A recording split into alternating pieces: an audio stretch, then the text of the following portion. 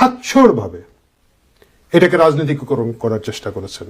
এবং তিনি কে হচ্ছেন বাংলাদেশের মন্ত্রী আসিফ নজরুল আছেন, তাদের নাম ধরে ধরে তাদের বিরুদ্ধে বলেছেন। উনি বলেছেন, আমি সিম্পলি বিশ্বাস করি না অমিত শাহ অজিত দোভালদের সাহায্য ছাড়া কোনো অস্ত্র বা অস্ত্র চালানোর লোক কাশ্মীরে ঢুকতে পারে। মানে অস্ত্র এবং অস্ত্র চালানোর লোক কারা ঢুকিয়েছেন? অমিত শাহ অজিত দোভাল ঢুকিয়েছেন। এটা কে দাবি করছে? বাংলাদেশের একজন মন্ত্রী।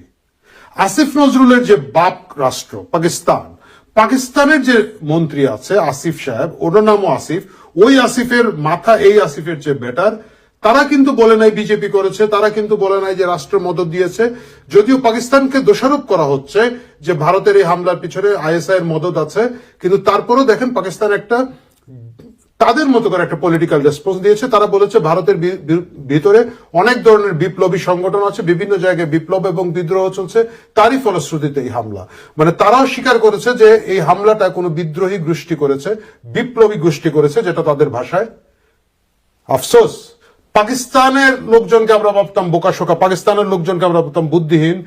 সেই আসিফের তুলনায় বাংলাদেশের আসিফের যে অবস্থা আমরা দেখলাম, আসিফ নজরুলের অবস্থা দেখলাম, তা লজ্জার, ঘৃণার, আন্তর্জাতিক রাজনীতি, আন্তর্জাতিক প্রেক্ষাপটে এটি অগ্রহণযোগ্য একটা বিষয়।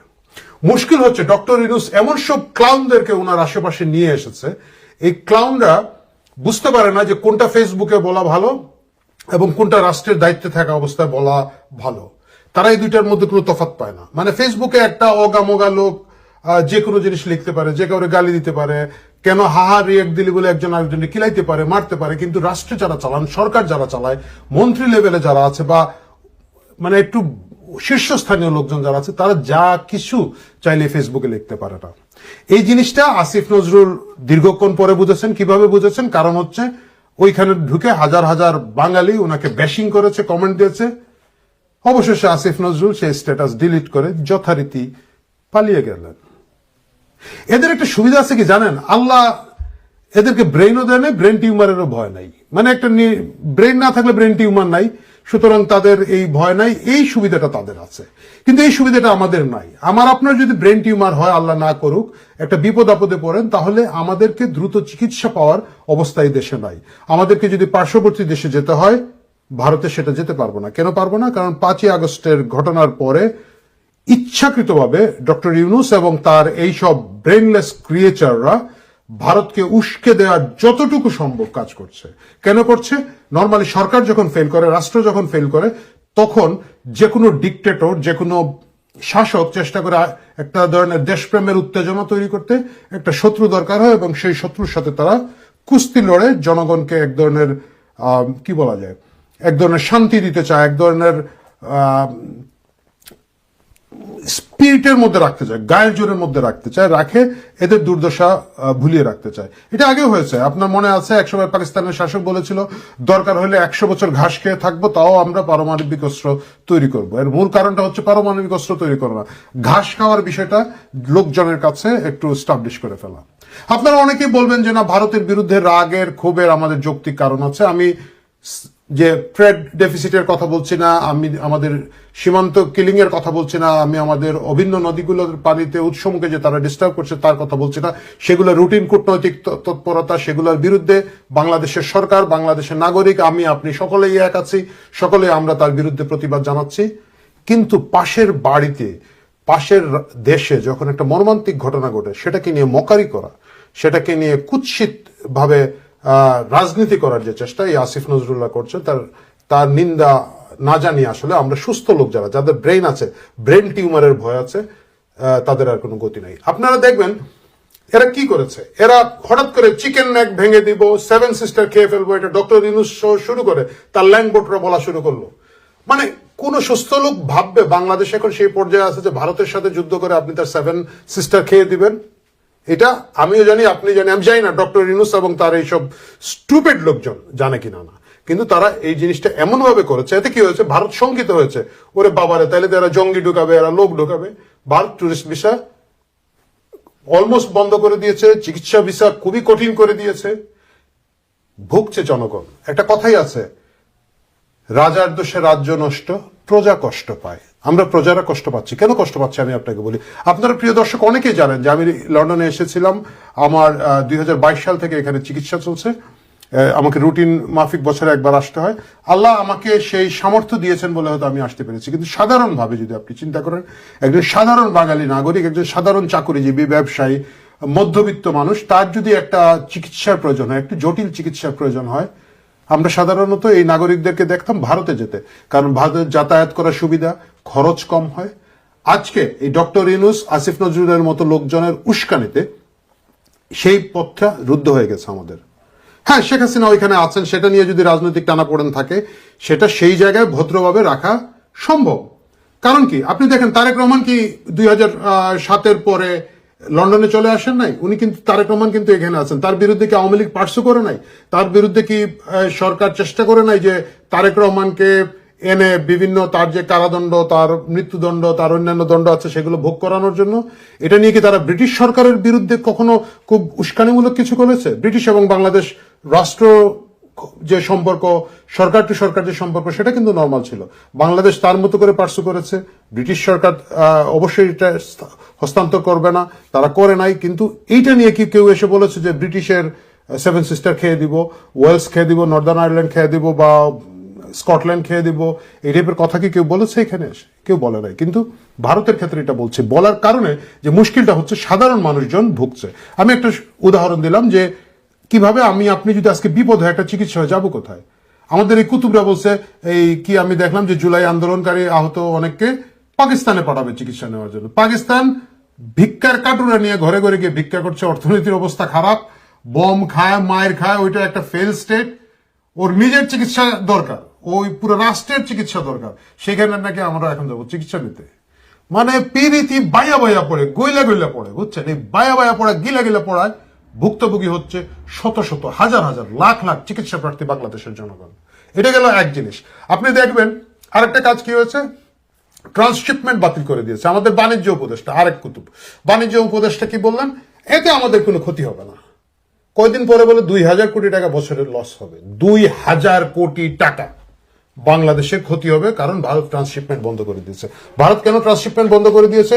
কারণ সেই টিএসসি থেকে শুরু করে একেবারে এই রাষ্ট্রীয় অতিথি ভবন যেখানে ইউনূস সাহেব থাকেন, যমুনা পর্যন্ত, প্রত্যেকে সেভেন সিস্টার খায়া দেবে, সেভেন সিস্টার খায়া দেবে। ওনারা আরেকজনকে নিয়ে আসছে না, ওই যে ইংরেজিতে খুব বক্তৃতা দেয়, বিডার চেয়ারম্যান, আমি ভদ্রলোকের নামটা ঠিক মনে করতে পারছি না, কার কথা বলছি, যে তার ইংরেজি বক্তৃতা খুব পপুলার হলো, খুব জনপ্রিয় হলো, আমরা সবাই হাততালি দিলাম। আপনি দেখেন ইনভেস্টমেন্ট সামিটে সে কি বলতেছে, ইনভেস্টররা আসো, এখানে থাকবা, এখান থেকে করে সেভেন সিস্টারে যাইতে পারবা, সেভেন সিস্টারের মাধ্যমে নেপালে যেতে পারবা, ভুটানে গিয়ে রফতানি করতে পারবা। আরে ভাই, পাশের বাড়ি তোমাকে সেভেন সিস্টারে অ্যাক্সেস দিবে কি না? মানে যদি বলতো যে ভারতে রফতানি করতে পারবা, তাহলে আমি মানতাম যে গোটা ভারত একটা পটেনশিয়াল রাষ্ট্র হিসাবে সে বলছে যে ওই দেশে আমরা রফতানি করবো। দেশ না, বক্তৃতা বলছে সেভেন সিস্টার রফতানি করতে পারবা। মনে হচ্ছে যে সেভেন সিস্টার লিখে দিয়ে দিছে আমাদেরকে, মনে হচ্ছে সেভেন সিস্টার আমাদের কারো কাবিনের সম্পত্তি ছিল, ওইটা বা আমাদের কি বলে ফরাজের সম্পত্তি ছিল, নানা বাড়ি থেকে গিয়ে উদ্ধার করে নিয়ে আসতেছি। এই যে টেনশন তৈরি করা, এই যে 2000 কোটি টাকা রাষ্ট্রের ক্ষতি করে দেওয়া বছরে, এবং এই টাকাটা কে দিবে? এটা কিন্তু ডক্টর ইউনূস দেবে না, এটা কিন্তু ওই ক্ষুদ্র ঋণের কিস্তি না। এই টাকাটা কে দিবে? সাধারণ ব্যবসায়ী দিবে। এই 2000 কোটি টাকা কিন্তু শেষ না, 2000 টাকা শুধু খরচ বাড়বে এক্সপোর্টের। এটার কারণে যেটা হবে, বাংলাদেশ তার কম্পিটিটিভ অ্যাডভান্টেজ হারাবে। আমরা কম্পিটিশনে টিকতে পারবো না অন্যান্য দেশের সাথে, কারণ আমাদের ট্রান্সপোর্ট করার খরচ 2000 কোটি টাকা বেড়ে যাবে। বায়াররা তখন আমাদেরকে অর্ডার দেওয়া কমিয়ে দিবে, ক্রেতারা আমাদের দেশ থেকে কেনা কমিয়ে দিবে। সেটার একটা বিরাট এফেক্ট আছে, সেটার একটা বিরাট প্রতিক্রিয়া আছে। অর্ডার কমে যাবে, শিল্প কারখানা বন্ধ হয়ে যাবে। আপনারা জানেন যে জিডিপি এখন মাত্র গেস করা হচ্ছে 3% নেমে আসবে, যেটা আমাদের 6, 7, 8% পর্যন্ত সাধারণ জিডিপি দীর্ঘদিন ধরে চলে আসছে। সেই প্রবৃদ্ধির হার এখন 3% নেমে যাবে। হ্যাঁ, আপনারা অনেকে বলবেন তাহলে কি হচ্ছে, সবজির দাম তো কম আছে। সবজি খান, সবজি খান, কিন্তু সেই সবজি খাওয়া ছাড়া আর কোনো গতি কিন্তু এরা করতে পারবে না। এই সেই আসিফ নজরুল, সে যে এইবারই প্রথম অসংবেদনশীল কথা বলছে তা কিন্তু নয়। বলেছিল 26 লক্ষ ভারতীয়রা চাকরি করে বাংলাদেশে। 26 লক্ষ ভারতীয় কোথায় চাকরি করে? নিশ্চয়ই ঠাকুরগাঁও করে না, নিশ্চয়ই সিলেটের বিয়ানীবাজারে করে না, নিশ্চয়ই পঞ্চগড়ে করে না, বা নিশ্চয়ই ঝালকাঠিতে করে না। তাহলে এরা কোথায় করে? নিশ্চয়ই ঢাকায় করে। ঢাকার জনসংখ্যা 2 কোটি। 26 লক্ষ লোক যদি ভারতীয় লোক এখানে কাজ করত, তাহলে দেখা যেত কত? মোর দেন 10%, রাইট? সো দেখা যেত প্রতি 10 জনে একজন রিক্সাওয়ালা ভারতীয়, দেখা যেত প্রতি 10 জন সিকিউরিটি গার্ডের একজন ভারতীয়, দেখা যেত প্রতি অফিসের 10টা অফিসারের একজন ভারতীয়, 10টা পুলিশের একজন ভারতীয়। আদৌ কি তাই? সেই 26 লক্ষ লোক তো এখন আর হিসাব দেয় না, সেই 26 লক্ষের হিসাব কিন্তু আসিফ সাহেব দেয় না। আমি মানলাম তখন যেটা ছিল যে আপনাকে বেকুব পালতে হবে, বেকুব সাপোর্টার আপনাকে রাখতে হবে, আপনাকে বেকুবের উপরে ডিপেন্ড করে আপনাকে রাজনীতি করতে হবে, আমি জানি আপনার। এবং বেকুব পালার সবচেয়ে সহজ উপায় হচ্ছে যে ভারত বিরোধী একটা ট্যাগ নিয়ে চলা এবং কারো গায়ে ভারত প্রেমী রয়্যাল এজেন্ট বলা, দ্যাটস ওকে। এটা ছিল পলিটিক্স যখন আপনারা করছিলেন, তখন আপনারা বেকুব নিয়ে নাচছেন, বেকুবরে নাচাইছেন। সেই বেকুবরে আবার আপনার মনে আছে কিনা আরেকবার কিন্তু আপনি ফেসবুক পোস্ট হাইড করেছিলেন, আপনার মেয়ের ছবি দিয়েছিলেন। আমি সেই দিকে যেতে চাই না, সেটা ভিন্ন বিষয়। কিন্তু এই বেকুব আপনি তখন নাচছেন, তখন রাজনীতি করেছেন, কিন্তু আপনি যখন রাষ্ট্রের দায়িত্বে আছেন, সরকারের দায়িত্বে আছেন, তখন আপনাদের উচিত অনেক ভেবে চিন্তে কথা বলা, এমন কিছু না বলা। কারণ আপনারা বলবেন আপনারা চলে যাবেন, বা আপনারা ভালো আছেন, আপনারা ঘুষ মুষ দুর্নীতির বিভিন্ন খবর পাচ্ছি ভাই, টাকা টুকা নিবেন এবং আপনারা প্রত্যেকে আমেরিকা চলে যাবেন, অস্ট্রেলিয়া চলে যাবেন, লন্ডন চলে যাবেন, বেলজিয়ামে চলে যাবেন। আমি তো দেখেছি, মানে বিগত সরকারের চোরগুলো তো কোথায় কোথায় গেছে আমরা জানি, সেটা আলাদা কথা। সাধারণ মানুষের কি হবে? এই যে একটা লোক সিলেট থেকে বা রংপুর থেকে তার চিকিৎসার প্রয়োজন, তার হয়তো একটা হার্টের একটা জটিল সমস্যা আছে, তার হয়তো ব্রেনে একটা সমস্যা আছে, তার স্ট্রোকের হয়তো একটা সমস্যা আছে, চোখের হয়তো একটা ভালো চিকিৎসা করানোর প্রয়োজন, এরা যাবে কোথায়? আপনারা আননেসেসারি ভারতের সাথে অপ্রয়োজনীয় একটা উস্কানি দিয়ে সেটা বন্ধ করে দিয়েছেন। আপনারা ট্রান্সশিপমেন্ট বাতিল করে আমাদের ব্যবসায়ীদেরকে, আমরা যারা এক্সপোর্টের ব্যবসায়ী আছেন তাদের ক্ষতি করে দিয়েছেন। কারণ কি? আপনার বিনিয়োগ বোর্ডের চেয়ারম্যান গিয়ে বলতেছে 7 সিস্টার, মনে হচ্ছে যেন ওই যে আগে বলেছিলাম যে লিখে দেওয়া আছে এটা আমাদের সম্পত্তি, আমরা চাইলে গিয়ে ঢুকতে পারবো।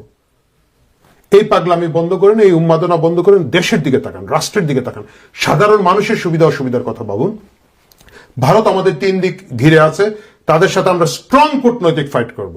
আমরা অবশ্যই আমাদের অভিন্ন নদীর হিস্সা চাই, পানির হিস্সা চাই। আমরা অবশ্যই বিএসএফ এর অমানবিক কিলিং আমাদের সীমান্ত তার সঠিক এবং কঠোর জবাব দিতে চাই। আমরা চাই ভারতীয় সাংস্কৃতিক আগ্রাসনের বিরুদ্ধে বাঙালির যা, আমাদের যে সংস্কৃতি আছে, বাঙালি সংস্কৃতি নিয়ে এগিয়ে যেতে। আমরা চাই হিন্দি ভাষার যে আগ্রাসন ক্যালকাতা এবং পশ্চিমবঙ্গকে অলমোস্ট দখল করে ফেলেছে, তার থেকে বাংলাদেশ নামের ভূখণ্ডকে, বাঙালির আদি ভূখণ্ডকে রক্ষা করতে।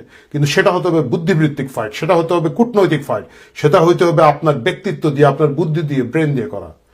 আপনাদের যাদের ব্রেন নাই, আপনারা সেই ফাইট দেওয়ার নামে অমানবিক কিছু করেন না। মানুষ সেটা যে দেশেই মারা যাক, যেখানেই মারা যাক, নির্দোষ মানুষ মারা গেলে নিন্দা করতে শিখুন, সেটাকে নিয়ে রাজনীতি করা বাদ দিন। আমি জানি আপনি শুরুতেই বলেছিলাম ব্রেন নাই, বুঝতে পারবেন না, বলার দায়িত্ব বললাম, চেষ্টা করেন বুঝতে। যদি বুঝেন আপনাদের নতুন করে আর কোনো উপকার হবে না, সাধারণ মানুষের, বাংলাদেশের বাঙালি মানুষের কিছুটা হলেও উপকার হবে। প্রিয় দর্শক, ভালো থাকুন। আগামীতে কথা হবে অন্য পর্বে অন্য কিছু নিয়ে।